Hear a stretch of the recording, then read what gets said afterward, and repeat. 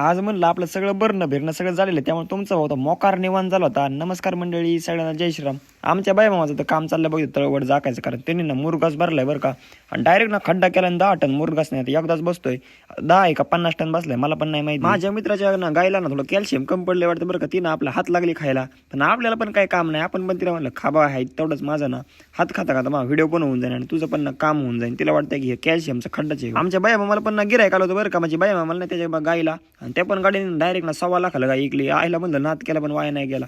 आपलं जे काम होतं म्हणजे भाई मामाकडून आपल्याला थोड्याशा गोण्या घ्यायच्या होत्या, कारण आपल्या जातं श्रीगोंद्याला बरं का मित्रांनो. आपल्या मामाचं जे घराचं काम चालू आहे ना, त्या घराकडे जायचं होतं. आणि इकडं आपल्याला येतात आपल्या गावकऱ्यांना पण लिफ्ट दिली. घर तर एकदम टॉपमध्ये झालंय बरं का. आणि ह्या फ्लॅटला आता ना भाडं पण दिलं, म्हणजे एक ना खालचं रूम आहे ना ते भाड्याने दिलेली. तुमचं भाऊ कधी लिफ्टमध्ये बसला नाही बरं का. पहिल्या लिफ्टमध्ये बसला डायरेक्ट 100च्या स्पीडने वर गेला ना, नात करते डायरेक्ट 4थ्या फ्लोअरला गेलो. घराचे आहे ना जे फर्निचरचं काम आहे ना ते चालू आहे बरं का. मग तेच बघा आहे ना ते आपल्याला गोण्यांनी भरून घ्यावं म्हणलं. त्यांना गोण्या वगैरे सगळं दिले आणि बघितलं होतं काही एक ना क्वालिटीमध्ये काम चाललंय. हा जो 3रा आणि 4था मजला ना हा एक जॉईंट आहे बरं का.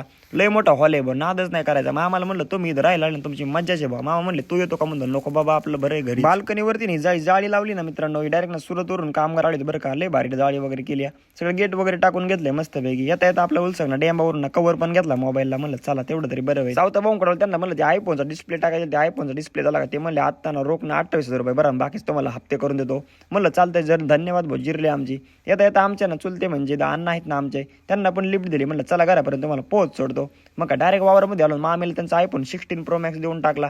मग आम्ही तर मोकार खुश झाले बा. मला तर वाटतं आता काम नाही करायचं दिवसभर ना मोबाईलच बघत बसत्यान. त्यातून त्यांनी इंस्टाग्राम खोललंय, आता तर काही नादच नाही करायचं. इकडे आमची भाऊकी पण आली ती बरं का आपल्या मदतीसाठी. त्यांना म्हणलं अवजार भिजार लागत होतं आपल्याला थोडंसं वाढ आणायचं होतं, पण ते वाढ गेलं संपून, कारण भाऊकी आमची लय डेंजर आहे बरं का. गणेश भाई आपले लय जुने मित्र आहेत बरं का, त्यांचं ना लय चांगलं योगदान असतं आपल्यासारखं.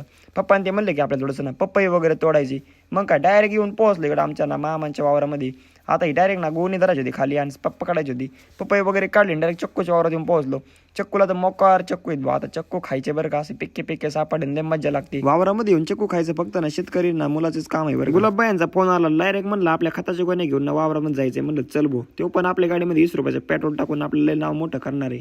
नंतर मग विध गणेश भाईंच्या घरी आलो. थोडंसं बप्पूंचं ना पेटी वाजवायचं काम चाललं होतं. खूप भारी वाजवत बरं का.